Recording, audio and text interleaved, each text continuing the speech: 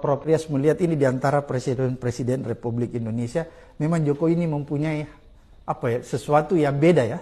Sesuatu yang beda, saya menyimpulkan bahwa dia adalah presiden paling buruk sepanjang kita miliki sepanjang sejarah. Ya. Siapa yang lebih buruk dari dia? Ya, coba sebut aja siapa presiden yang kita anggap buruk sebelum dia. Lalu bandingkan, kan beda dong. Yang berani berbohong itu luar biasa. Kebohongan mengenai SMK itu. Sampai sekarang belum pernah dia perbaiki. Belum pernah dia minta maaf bahwa saya telah membohongi kamu mengenai SMK. Itu wawancara khusus, Pak, oleh satu stasiun televisi. Mengenai sudah sekian banyak orang memesan, sudah ribuan orang memesan itu. Dan Anda yang mewawancarai, Anda kalau memesan sekarang udah terlambat, perlu 2 tahun. Itu kan sangat meyakinkan pada waktu itu. Jadi kebohongannya luar biasa. Dan hanya orang yang sakit jiwa yang bisa berani berbohong seperti itu. Ini menarik. Itu kalau orang normal tidak mungkin, Pak. Itu risikonya besar sekali.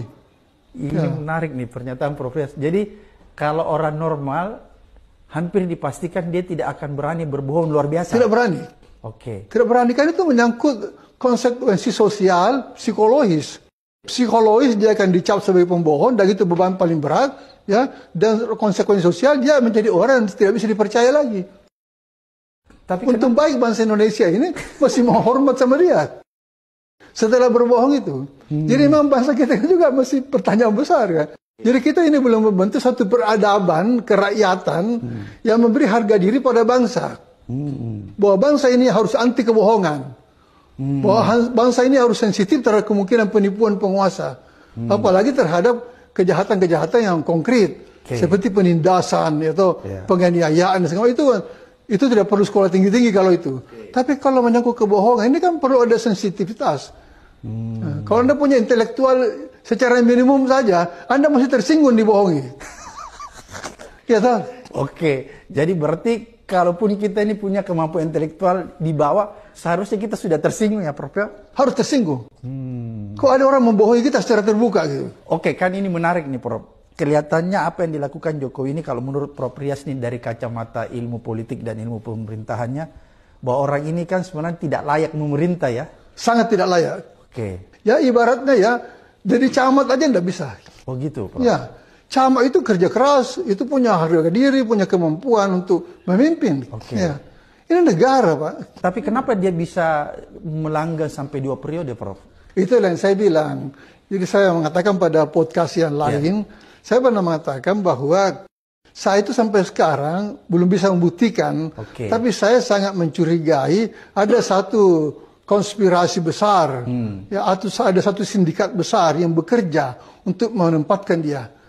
Ya, setelah jadi wali kota, menjadi gubernur DKI, menjadi presiden sampai 2 kali, itu tidak mungkin adalah hasil dari kehebatan dia sendiri. Ini ada satu konspirasi yang bekerja, yang Anda tidak pernah bisa tahu. Sama dengan kecurigaan saya, bahwa selama menjalankan pemerintahan itu, ada bayangan, ada tim bayangan yang bekerja. Ya termasuk memaksakan pemindahan ibu kota itu. Itu bukan dia pikiran sendiri, dia mesti ada sesuatu tim bayangan yang bekerja untuk itu. Ada tim bayangan yang bekerja untuk mengatakan berutang aja terus, kita masih bisa bayar, masih dipercaya, mumpung masih dipercaya, berutang aja, bangun aja ini itu, bangun aja, beri aja fasilitas-fasilitas kepada investor-investor itu, sampai izin sekian ratus tahun untuk penguasaan lahan. Itu semua mungkin dia tidak bisa bekerja sendiri, dia punya pengetahuan terbatas, Pak. Iya, dia punya pengetahuan terbatas. Itu ya, pernah saya bilang itu, kalau saya uji dia tidak lulus, Pak. Ya, masuk IPN tidak lulus ya. Prof. Rias. Jadi menarik ya bahwa seolah-olah ini Prof. Rias mau mengatakan Jokowi ini berarti jadi presiden boneka dong kalau begitu. Pasti boneka. Bukan bonekanya PDIP. Selama ini kita salah sasaran. Seolah-olah bonekanya PDIP. PDIP saja kewalahan hadapi dia. Ya, toh? PDIP kan cuma dipakai untuk tumpangan, setelah itu ditinggalkan. Terbukti kan? Ya. Jadi berarti ada orang yang mendrive Pak Jokowi ini dari belakang? Bukan ada orang, saya kira ada satu tim. Ada tim yang memang bekerja untuk itu. Jadi orang ini bukanlah pemimpin yang genuine ya? Tidak, sama sekali tidak. Enggak ya? Sama sekali tidak genuine. Jadi dia bukan pemimpin yang merakyat, populis, yang waktu awal-awal kita dia memaksakan tampilan merakyat. Ya, tapi dia bukan pemimpin yang merakyat karena dia tidak mengerti aspirasi rakyat.